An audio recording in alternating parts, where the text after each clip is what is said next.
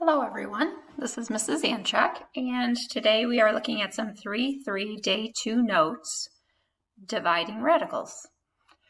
We have so far simplified radicals, added and subtracted radicals when we have like terms, multiplied radicals.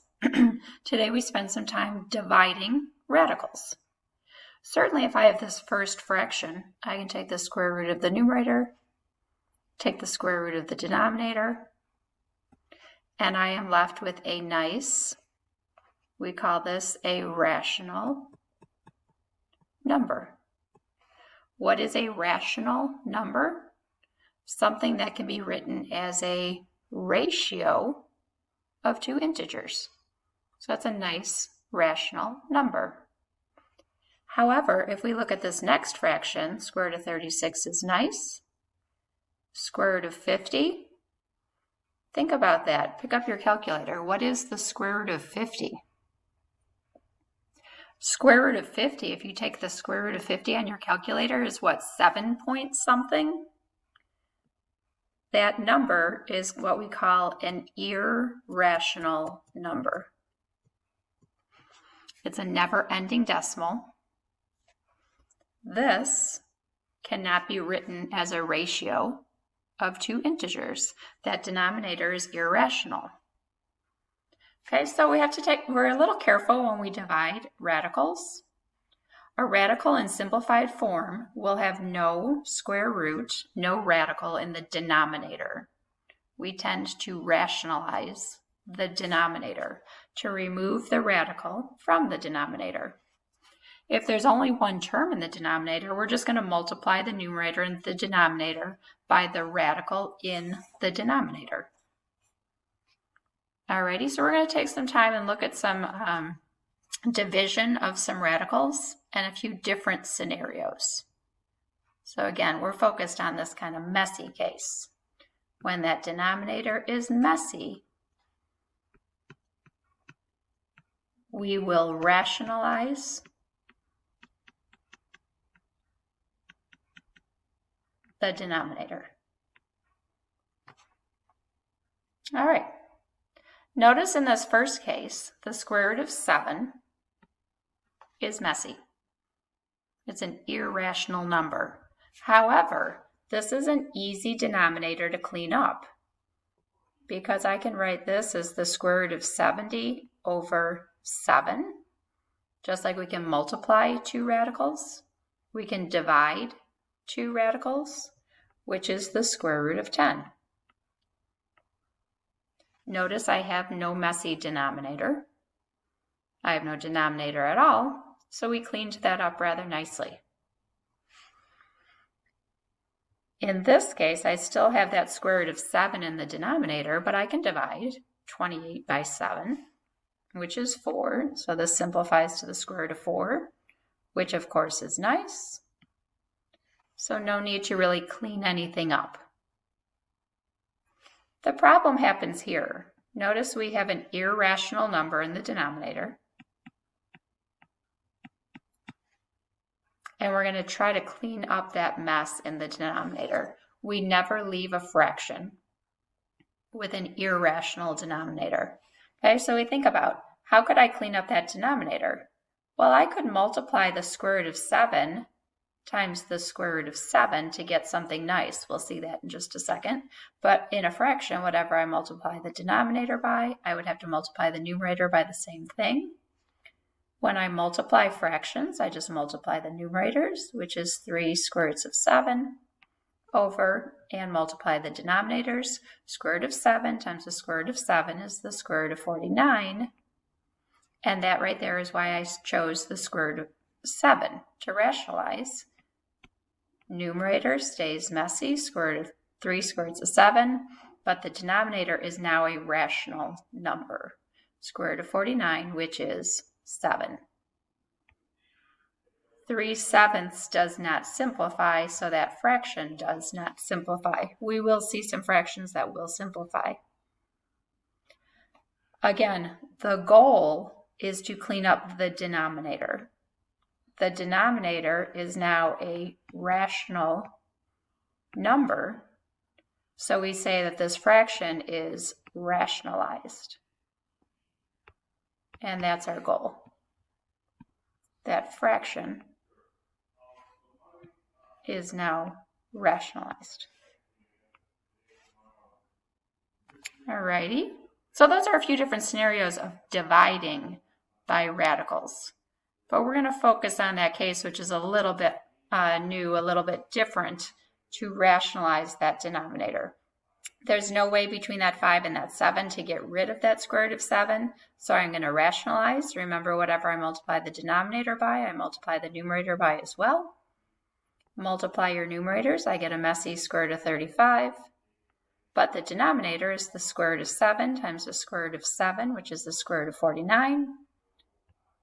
Square root of 35 over a nice rational number of 7. Notice I do have a radical in the denominator because this is the same as the square root of 5 over the square root of 2. I can separate that fraction into a division of two radicals. I have a messy, irrational denominator, and our goal is to clean up the denominator. So I'm going to multiply top and bottom by the same thing, so I'm not really changing the fraction's value, I'm just changing how it looks. Numerator, square root of 10, denominator, square root of 4, which is nice. This fraction is equivalent to that original fraction, but it is rationalized. And that's our goal, to rationalize those denominators. I have an irrational denominator. I'm going to multiply top and bottom by a root. That will rationalize that denominator. And you'll start to get into a groove. That root is the square root of 6. That's why we said typically if there's only one term, we're going to multiply the numerator and the denominator by the radical in the denominator is typical. Numerator, 8 root 6. Denominator, square root of 36. 8 root 6 over a nice rational 6.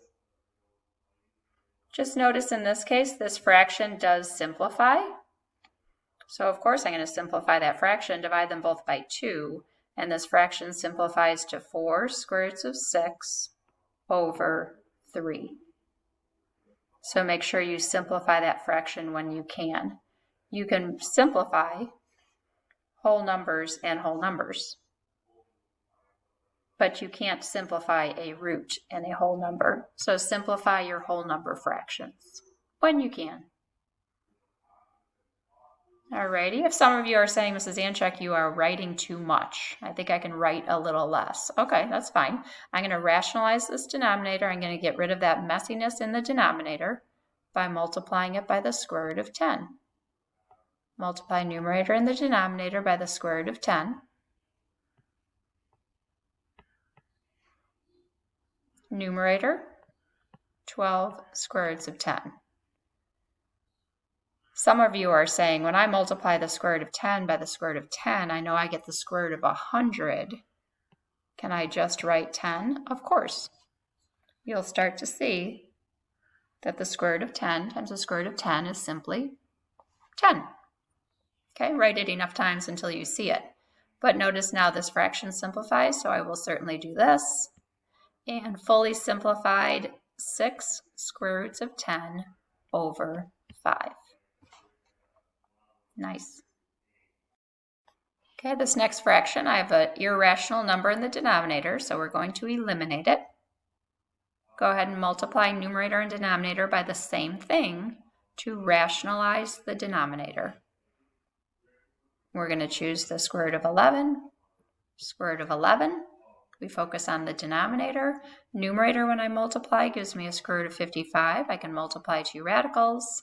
And you're saying the square root of 11 times the square root of 11 is the square root of 121, which is nice. A nice rational number. Again, you cannot simplify something that's under a root with a whole number outside of a root. So this fraction does not simplify. Square root of 55 over 11 is rationalized.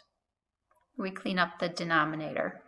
Please rationalize in number 9, and we are going to extend. There's a few things that are missing in this note, so we are going to extend onto the next page. Okay, go ahead and rationalize.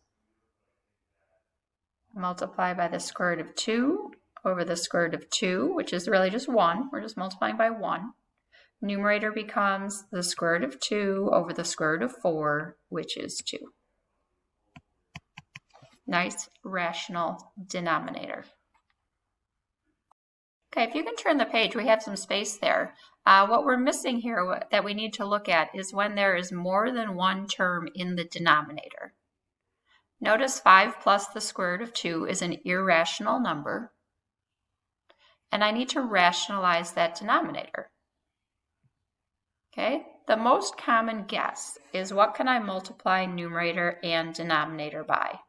And the most common guess is root 2 over root 2. Let's see what happens when I multiply numerator and denominator by root 2 over root 2.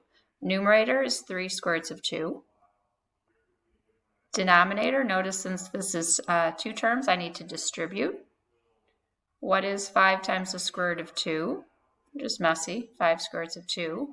What is the square root of 2 times the square root of 2? You say that's the square root of 4, which is nice. But do you see that this denominator is still an irrational number? We did not solve this problem. We did not solve that mess. This is not rationalized. So that doesn't work. So back to the old drawing board. I'm going to take that problem again. 3 over 5 plus the square root of 2.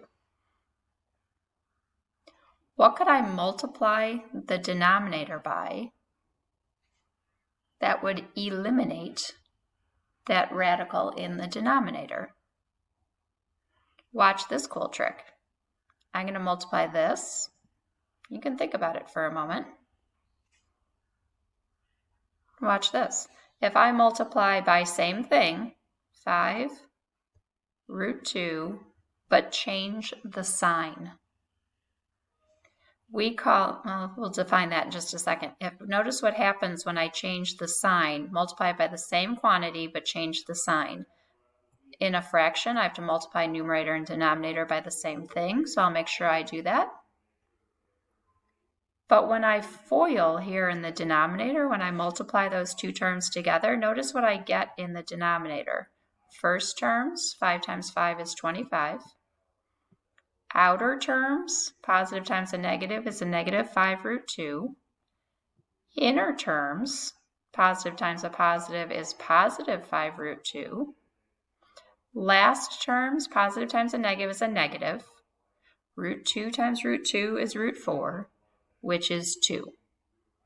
And conveniently, those middle terms drop out. That's why I chose the same quantity, opposite signs. It's like that difference of squares pattern. I actually call this the conjugate, is the term we use, of that first quantity. The conjugate of 5 plus root 2 is 5 minus root 2. Notice in the numerator I have to distribute 3 times 5. Positive times a negative is a negative 3 square roots of 2. When those middle terms drop out in the denominator, I'm left with 25 minus 2, which is 23. Numerator is 15 minus 3 root 2. No like terms there, so I can't combine. But please notice the denominator. We are now rationalized. And we rationalize that denominator by multiplying by the conjugate. Let me pause. Okay, so if there is more than one term in the denominator, we multiply by the conjugate of the denominator. Let's try that again. Look at number 11. We want to clear up that mess in the denominator. So think about what you might multiply by. To get rid of that square root of 3. But when there's more than one term, I multiply by the conjugate of the denominator. Same thing. Opposite sign is going to make that middle term, those middle terms drop out and rationalize that denominator. Look at the numerator. Negative 4 minus the square root of 3. FOIL the denominator first. Outer, positive 4 root 3. Inners, negative 4 root 3. Those are gone. Lasts, positive times a negative is a negative. Square root of 9, which is 3. And this simplifies to negative 4 negative 4 minus the square root of 3 all over 13. Whee! And we rationalized the denominator. If you're saying, Mrs. Anchak, can you try one more? Absolutely. Can you try this one on your own? You can pause. And can you please rationalize? I'm going to add 2 of these to your homework too, just so you can practice. Can you rationalize the square root of 2 over 3 minus the square root of 5? And clean up that denominator. I'm going to pause. Okay, for number 12, remember we focus on the denominator and we multiply by the conjugate of the denominator. In the numerator, I'm going to distribute. 3 times the square root of 2 is simply 3 times the square root of 2, plus, notice the square root of 2 times the square root of 5, I can multiply as the square root of 10, but that does not simplify. In the denominator, when I FOIL, 3 times 3 is 9. Outer terms are a positive 3 root 5. Inner terms are a negative 3 root 5. Multiplying by the conjugate makes those middle terms drop out. And my last terms, positive times a negative is a negative. Square root of 25, which is 5, which simplifies to 3 square roots of 2 plus the square root of 10 all over 9 minus 5, which is 4. Nicely done. I'm going to add 2 problems to 3-3 day 2 homework, just in case you want to try a couple more of those. Let me pause and jot those down. There you go. If you find your 3-3 day 2 homework, you have some space at the end, numbers 12 and 13, just so you can practice rationalizing with more than one term in the denominator. All right, thanks for working through with us today, and have a great day. Take care.